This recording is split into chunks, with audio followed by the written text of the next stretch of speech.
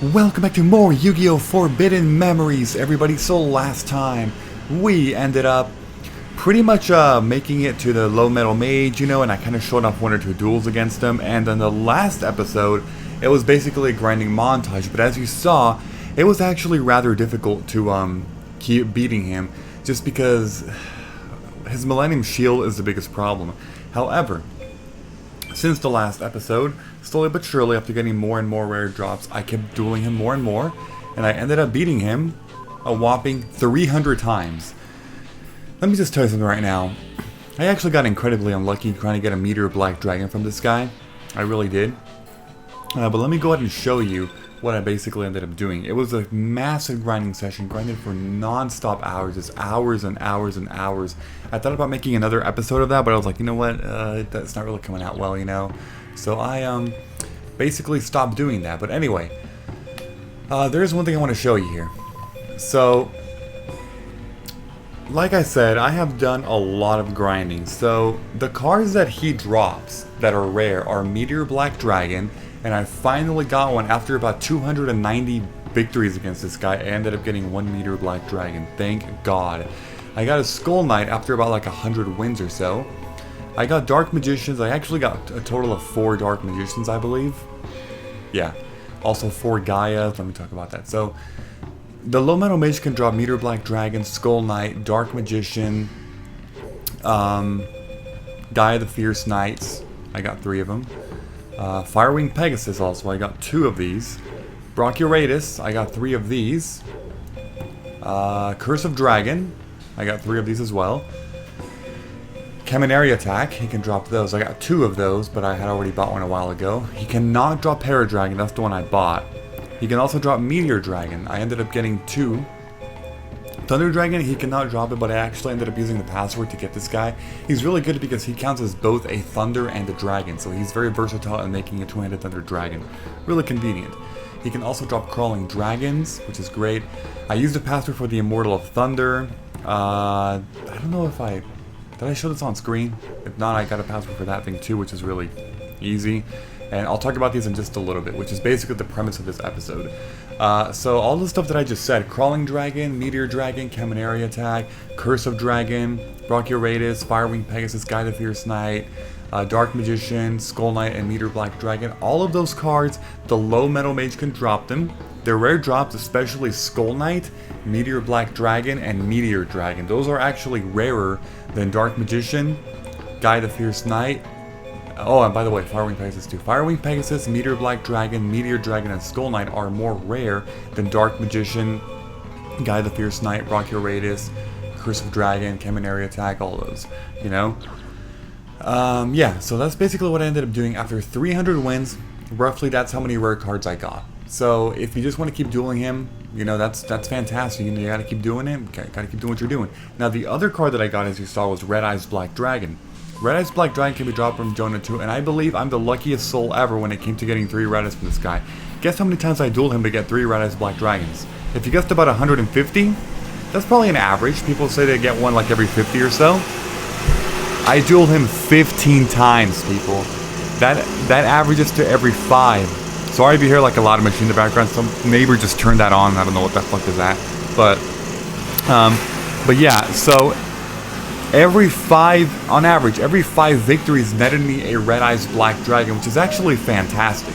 It is fantastic that I just got that. What the hell, neighbors? Oh my god. Anyway, I'm gonna duel the low metal mage one more time, just so I can show you basically the way that the duel goes. With all these rare cards, all these rare drops that I ended up getting from the metal mage. Let me go ahead and show you. Okay, so here's Red Eyes, here's Meteor. Okay, this is why these 2 cards are really good. If you actually fuse these 2, they will make the fantastic Meteor Black Dragon. Once you get this guy out, there's pretty much nothing that can stop him. What's he gonna do? Get a Sogen? Okay. Usually he starts with Sogen, as you already know. Again, this duel can actually be a little bit difficult sometimes when you first start grinding off of him. Just because it's not the easiest thing, because of his Millennium Shields.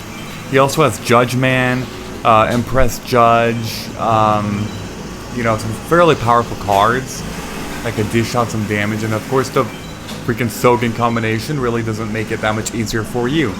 But, you know, when it comes to this, I mean, it's really nothing difficult at all, you know, anymore. I can just basically do any of this stuff and this impress judge, okay. And that's the duel. Usually I can win the duel in 3 turns, which is actually really good. It's very fast-paced. And what I got a Mammoth Graveyard, okay, 5 star chips, POW S. Not bad. Okay, so that's the Meadow Mage. Jono's second, there's no point in dueling him anymore because his only valuable card is the Red Eyes Black Dragon, really. However, the next guy is Pegasus.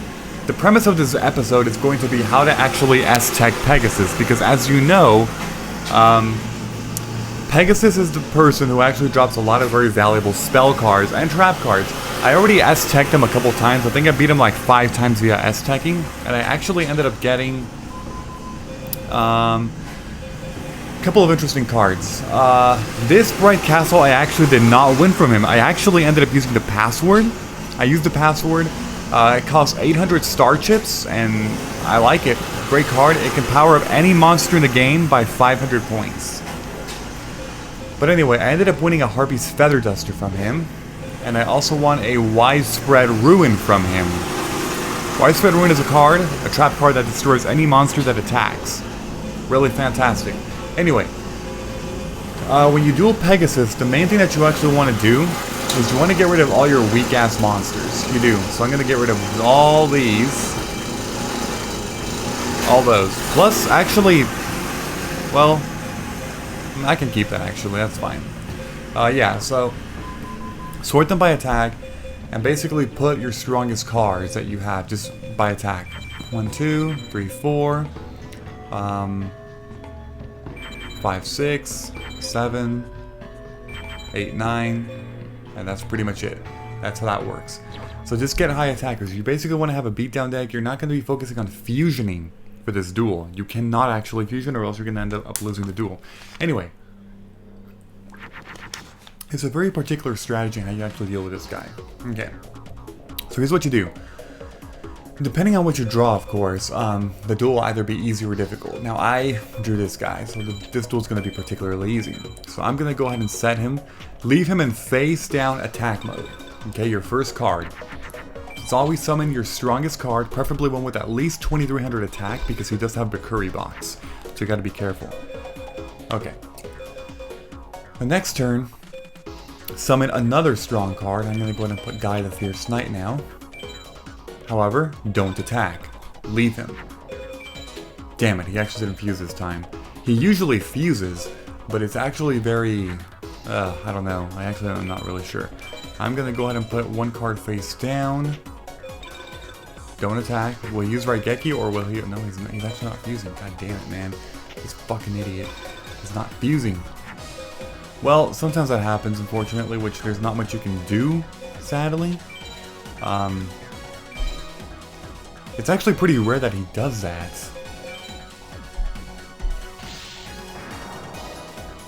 So I'm thinking of just, I don't know, I guess I could restart the duel or something. It's actually fairly annoying when that happens, because he...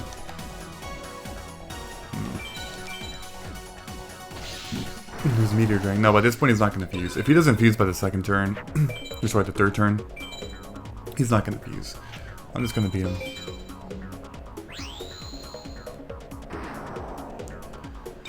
Oh, whatever. Alright, yeah, honestly, just summon this guy. And just kill him. Let me try this again.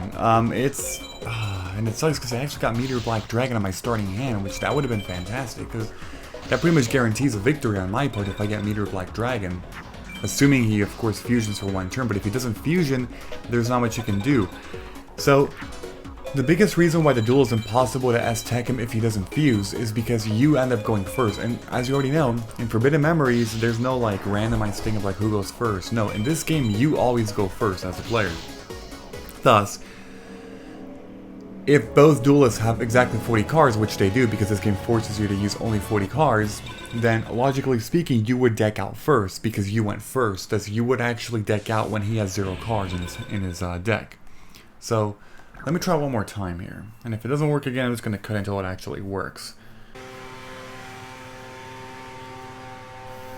Okay, let's try this again. Oh my god, I've actually failed a number of times. So anyway, what you want to do, on the first turn, you get your strongest card. Luckily, I got Meteor Black Dragon again. And you leave it in face down attack position. His first turn, he will never fuse. He will never fuse.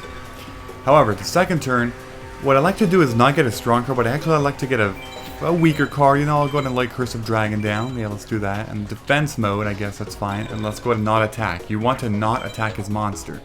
He actually didn't fuse. What the shit? Oh my god. This fucking guy. This fucking guy. Unbelievable, man. I've actually already experienced a number of issues with this guy. He is not fusing, man. This is my 5th time now, and he's just not fusing at all. I mean, I could attack that, but let's see what he actually does this time around. Is he gonna fuse? There we go, finally. Jesus Christ, okay. Yeah, he will either fuse on the second turn or his third turn. Usually he fuses on the second turn, I'll just tell you that right now.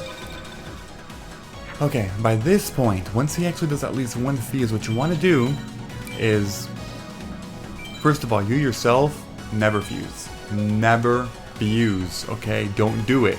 If you fuse even one time, you're gonna lose. Although he did use 3 cards, so I technically could fuse one time and still win with only a card combination of 2. Still not gonna do it though. Not gonna do it. Anyway, once he fuses at least one time, you want to make sure you destroy all his monsters every single turn, but don't attack him directly. There's a good reason why. And really, the big reason why is because if you leave at least one of his monsters alive, his next turn he's going to use Raigeki. He has 3 copies of Raigeki in his deck, which means that the chances of him having one in his hand is actually incredibly high, especially because they're AI and they cheat, you know, that's Yu-Gi-Oh! But yeah, so just letting you know, don't let him leave any monsters alive or else you will die. The thing is, his AI is actually programmed really horribly. Like right now in this position, what would you do? Put a monster in defense mode or use Raigeki? Any smart player would use Raigeki and take a turn of direct damage next turn, right? Yeah. However, Pegasus is literally an idiot. Instead, he's like, oh no, if I have no monsters on my field, I'm not going to use Raigeki. I'm just going to leave 5 monsters with 2,000 attack, you know, in my opponent's side of the field. Like, okay, you do you, Pegasus. That just makes it easier to S-TEC you.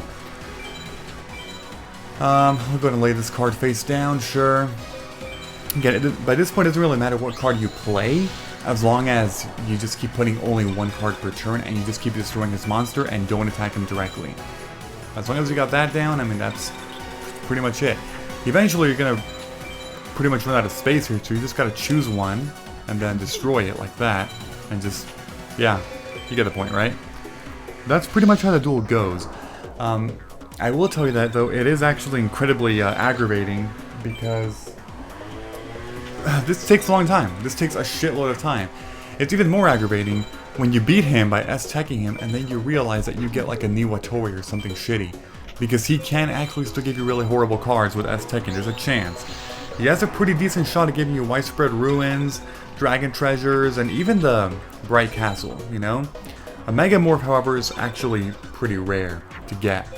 But the point is, you know, that it can be aggravating because you go through all this trouble, you know, beating this guy, and then you end up getting something shitty, like a Niwatori, or I think he's giving me like a Tatsunu Toshigo, that like mermaid horse thing with 1350 attack. I think he's giving me Mavelis, I'm pretty sure, that 1300 Firebird. Some really shitty cards, honestly. I'm just like, what the shit game? Really? Really? But, oh well. Right, defeated. That guy, as you can see, he's down to 22 cards, which means that there's still 22 more turns to have to pass, which is pretty crazy, honestly. You know what? I'm gonna put the Curse of Dragon down. I guess I'll lay you down, sure. Even though that's a pretty bad card, so I'm gonna put you in defense mode. You might actually have cards that can kill me. Curse of Dragon. I mean, now that I put him in defense mode, he for sure has something, right? He's got to. No, he didn't. Wow, okay. Alright, here's a Gaia. You know what? Let's fuse. Let's make a Gaia the Dragon Champion. There we go. As you can see, though, all this was done by, I mean, it's basic just grinding. Grinding against the low metal mage. That guy gave me all this good stuff, all this good shit, man. I love that guy. Although, again, it was pretty annoying that it took me about 290 attempts to get even one Meteor Black Dragon. It was like 292, I think. And then once I was there, I was like, you know what? I'm gonna duel this guy 8 more times to reach 300. Just because what if I actually get something else that's good? You know? And I didn't get another Skull Knight or Meteor Black Dragon, unfortunately, you know? But yeah, so those people who are hardcore with actually getting good cards, like, you know, Shine Palace. Same thing, Bright Castle, Shine Palace. Like, you know, the Bright Castle, the Megamorph, the Widespread of Ruins, even Dragon Treasures are really good in the deck that I'm using, you know? Those who really want to do it, you just gotta spend a lot of time doing it with grinding against this guy, because again, dueling this guy and beating him once is not the same as beating the Low Metal Mage once. You can beat the Low Metal Mage like a good, what, 6-7 times? For every one time that you beat this guy. That's just how long the duels is, you know? It's pretty crazy, but yeah. Now, what's incredibly strange to me is the fact that, like, when I duel this guy, Pegasus, there are some duels where he simply does not use his Meteor Black Dragon at all. And because he actually got decked out, it means that he didn't have it in his deck, like, at all, you know? Like, at all. Which makes me think that, okay, does that mean that in this game, people actually have, like, who's calling me? I don't know. Sorry if you heard that. Somebody was calling me. I don't recognize the number, so I'm not going to pick up right now, because I am recording. If it was somebody else, like my girlfriend, which I actually don't have one right now. I did a little while ago, and then, okay. I don't need to talk about that right now. Yeah, so, what the hell was I even saying? Oh, shit. Oh yeah, that, it makes me assume that every duelist in this game doesn't have just 40 cards, but they have like 50 or so, but they get a randomized 40 or something, you know, like every single time. Which I think is true, because, like, how can this guy not play his Meteor Black Dragon in some duels? He just simply doesn't do it. He doesn't. And again, in normal duels, it's like, oh, he just didn't draw it. But no, if I'm decking this guy out, he was literally down to 5 cards in his hand with nothing in his deck, and then he ended up not playing it at all. Which means that unless it was in those last 4 cards, which I doubt, then he just didn't have in his deck at that duel, you know? And that's very weird to me. Because I believe in other Yu-Gi-Oh games, that's not actually how it works. Like, if somebody has a set 40 cards, they have a set 40 cards, and it's always those same 40 cards. Obviously, it's randomized every duel, but they have those 40 cards nonetheless, right? And that's what's actually kind of, like, a little weird to me. I don't know.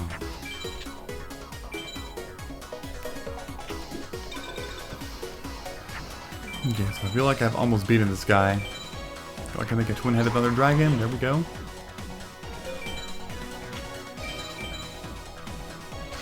Harpy Lady. Yeah, usually, like, when it comes to fusing, the cards... Oh, there's Dragon Capture Jar, I guess. So once he starts to run out of monster cards, he starts to just spam his spell cards, like Dragon Capture Jars, Raigekis, and all this stuff. I guess.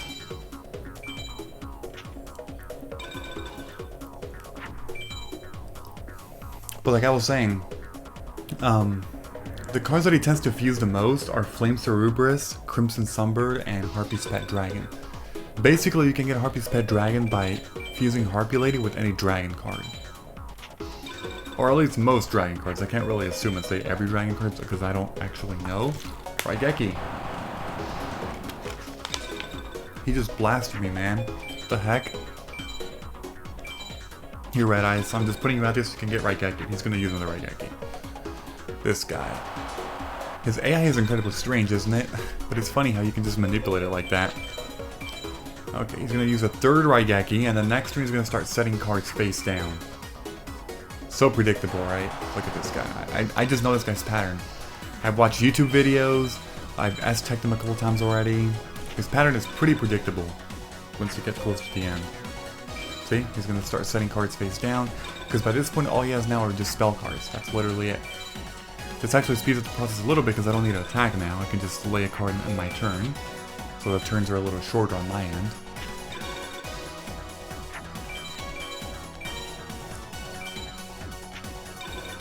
But again, the really frustrating part is the fact that sometimes, yes, sometimes, you will actually get literally a shitty card, like a Niwatori. And that's when things are pretty bad, you know?